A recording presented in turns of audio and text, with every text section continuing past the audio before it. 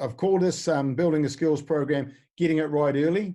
And I've just had discussions with some other coaches today, quite interestingly enough, and we're talking about pre-season, their planning and things like that. And I've really emphasised to them the fact of trying to get it right early so it doesn't hinder you later on as the season has changed and things have to adapt. So that's the reason for the name.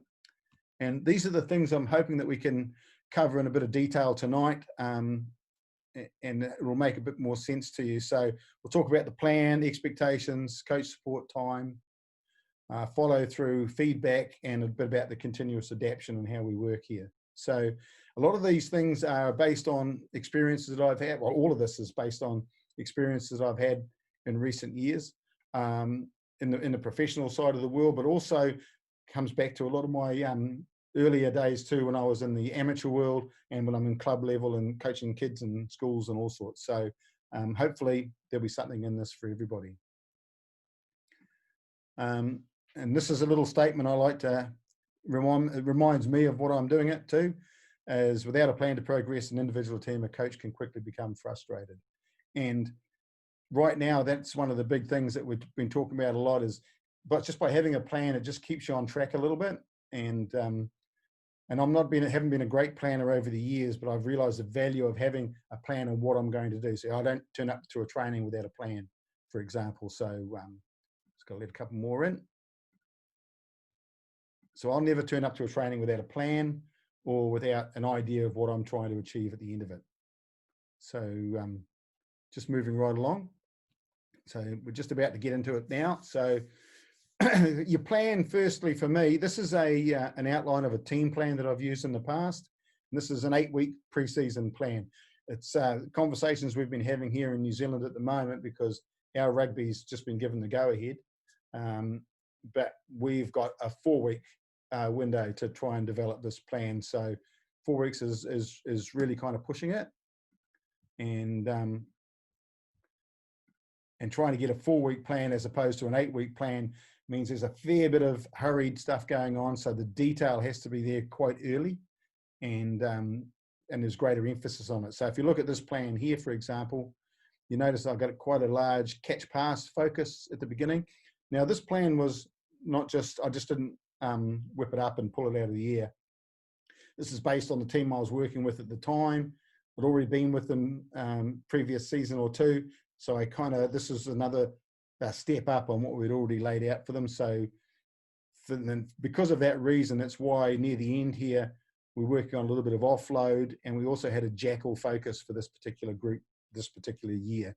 So whilst we're built up here, you can see there's lots of catch pass here, but you'll notice then as we get into this stage here, the contact and tackle area starts to have a bigger focus. Pretty stock standard, and most people would do it on a very similar action. I've also had quite a high level of decision making, and I like to think that we would try to keep some sort of decision making in whatever we do anyhow. In the early stage, it would probably come through things like games, the game type learning, and we would throw lots of options at players. To do my plan at the beginning, it would be a seasonal plan. So if you're the only guy and you're the only coach, you're the only one, then it's a little bit easier. But if you're working with a group, it's a good idea to make sure everybody's in. You have a good old chat with everybody, and you know, this is my plan, this is my section, what I've laid out, what do you think? And you work from there. This is purely a skills-based plan, this one. My plan needs to be flexible because I might get feedback from other coaches of other areas or things that they want to work on. Plus, over time, your plan will change as well because of things that are happening in the game. You always need to make sure there is an element for it. You need to have a good understanding of your players' physical and mental development. Go too early on contact, for example, if they're not prepared for it, and you can have a raft of injuries. If you throw in quite early that are over complex or that they aren't prepared for, sometimes you can lose your players there too. The final question I've got there is testing required. I do test, but I don't always. It's not every group I don't necessarily do a skills test with them. There's pluses and minuses. The minus for me about skills testing is coming up with an effective testing system that replicates the pressures and the styles that they're going to get in a match scenario. And so that can be quite difficult to replicate at times. Funnily enough, it's actually easier doing it with contact and breakdown work than it is actually with simple things like catch pass. So that's the difficult side of testing for me. So it's up to that one, how you play with that one there, people. Getting into an individual's plan now, and some of us have the luxury of time to work with our players, and other coaches, you'll be in a situation where it comes down to catching them on the run the whole time. So it can be difficult.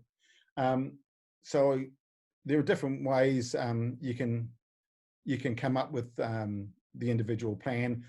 It can be testing, like I said before. You might have some set criteria that you're looking for, and there, I still have things like that, passing techniques, etc., like that, footwork patterns.